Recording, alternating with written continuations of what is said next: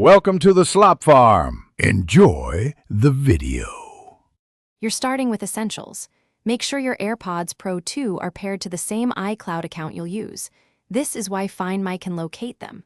Once done, turn on Bluetooth, Wi-Fi, and location services on your iPhone or iPad. These help update the last seen position. Put the AirPods in or close to the case if you want precise proximity. Now open the Find My app. Select Devices, tap your AirPods, and you're ready to choose Locate or Play Sound. Don't skip the permissions prompts. Now you'll act on the information. First, check the map. Find My shows the last known location and an estimate of when they were seen. If the map indicates nearby, tap Play Sound. This emits an audible chirp from the AirPods, helping you home in, walk slowly and listen, and tap Stop when you find them. If they're farther away, tap Directions to open maps and navigate to the last seen spot. Make sure the device used to navigate stays connected to the internet during the search. Finish by covering offline scenarios and a key fix.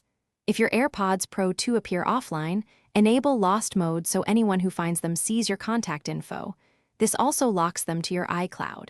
Check the Notify when found toggle so you get an alert if a nearby Apple device updates their location. If nothing works, reset the AirPods and remove, then re-add them in settings. This often clears pairing glitches.